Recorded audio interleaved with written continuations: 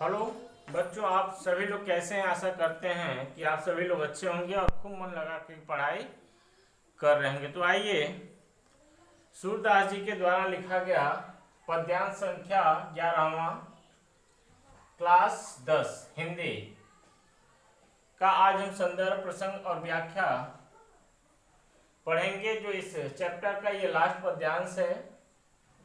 तो आइए शुरू करते हैं। संदेशो देवकी सो कहियो, संदेशो देवकी सो कहियो, हो तो धाय तिहारे सुत की, माया करती ही रहियो, संदेशो देवकी सो कहियो, जदपि टेव तुम जानती उनके, तरु मोहि कहीं आवे, संदेशो देवकी सो कहियो, प्रात होत मेरे लाल लड़ते, माखन रोटी भावे, संदेशो देवकी सो कहियो,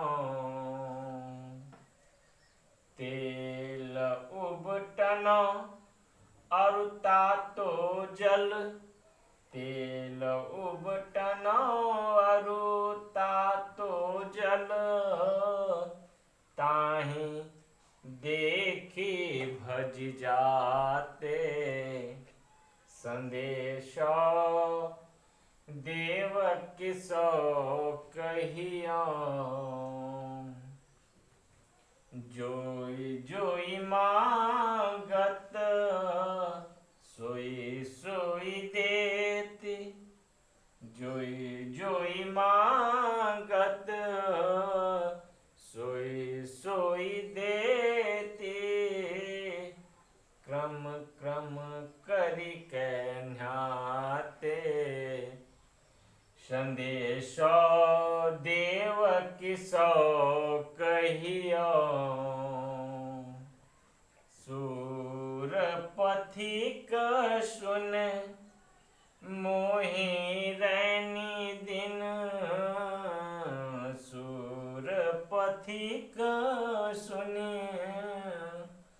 मोहि रैनी दिन,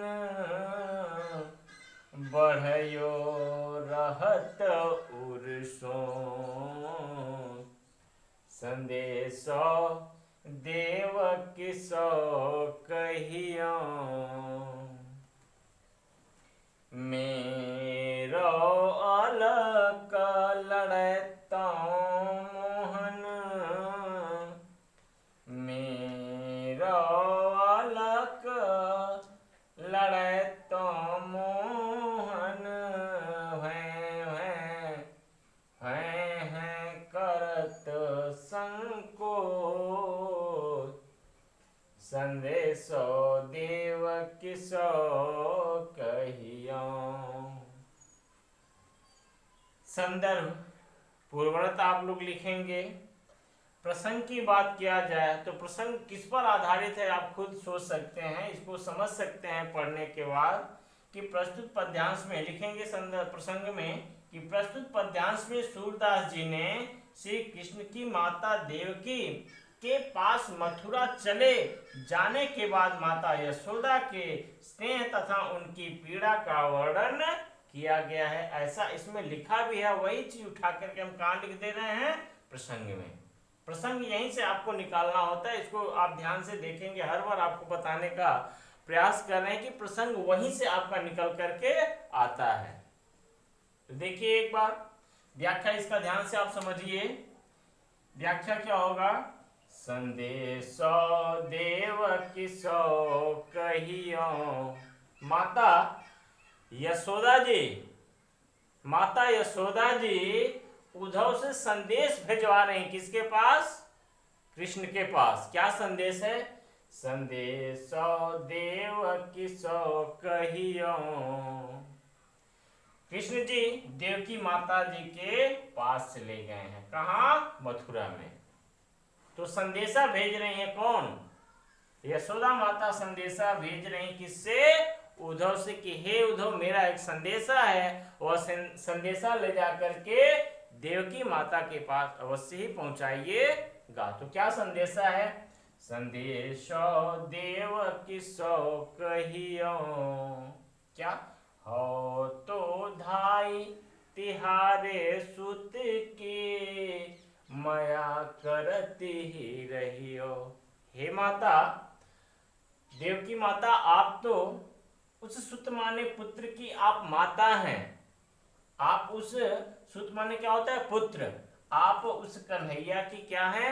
माता हैं। लेकिन धाई माँ उसे कहा जाता है कि जो पालन पोषण करती हैं। वास्तव में उनकी माता जन्म देने वाली माता नहीं होती हैं। तो वही चीज कह रहे हैं कि हो तो धाई तिहारे सुत के, आपके सुत माने पुत्र की मैं धाई माता हूँ। कौन सी माता हो? धाई माता हूँ, खाली पालन पोषण करने वाली हूँ।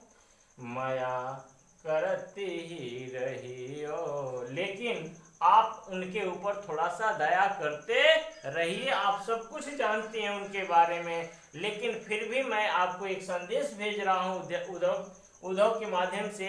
आप उनके ऊपर थोड़ा सा दया करते रहिए। माया आ रहा है, ऐसा हृदय में मेरी सोच है, माया आ रहा है।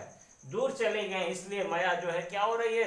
यशोदा माता का दधा रहा है, इसलिए वो कह रही हैं यद्यपि तेव तुम जानती उनके, तो मोहि कहीं आवे।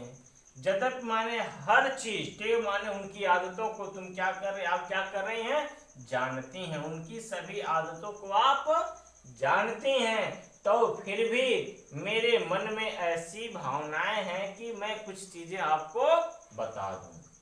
उनकी देखिए, यद्यपि टेव तुम जानती उनके, तो मोहि कहीं आऊं। फिर भी मेरे मन में ये लालसा है कि मैं आपको ये सारी चीजें बता दूं।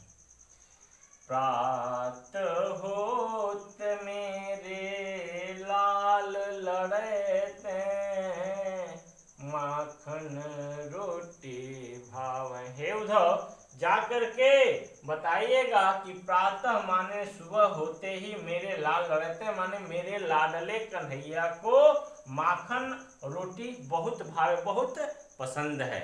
माखन और रोटी बहुत पसंद है कन्हैया को, ऐसा आप देवकी माता से कहिएगा। अगली लाइन में, तेल उबटन और तातो जल, तेल उबटन और तातो जल, ताहि देखी भज जाते। आप कहिएगा कि उबटन तेल, और उबटन माने या तो बुकवा समझ लो या कुछ ऐसी चीज समझो जिसको लगाने से छोटे छोटे बच्चे थोड़ा सा गोरे हो जाते हैं, ऐसा बताया जा रहा है। तेल उबटन और तातो जल, तातो जल माने थोड़ा सा गर्म जल, और तेल से ताहि देखी भज जाते हैं। उसको देख करके क्या करते हैं? भग जाते हैं। किस किसी से? तेल से और उबटनों से, और तात माने गर्म जल से वो क्या करते हैं? देख करके भग जाते हैं।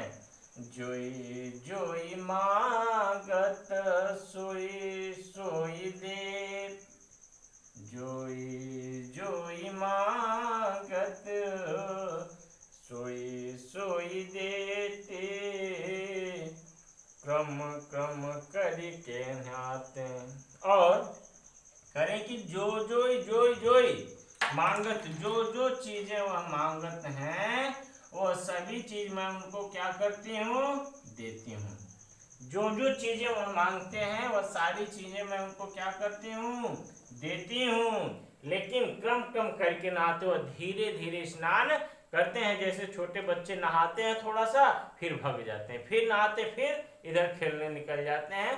तो ऐसा वह भी करते हैं कौन, कन्हैया, कि थोड़ी देर नहाते हैं फिर भग जाते हैं, फिर नहाते हैं फिर क्या होते हैं, इधर टहलने घूमने निकल जाते हैं। तो ऐसी उनकी क्या है, आदत है। शूर पथिक सुन मोहि रैनी दिन, बढ़यो रहत और सोच। कह रहे हैं, हे पथिक, पथिक माने राहगीर भी होता, पथिक माने रास्ता भी होता है।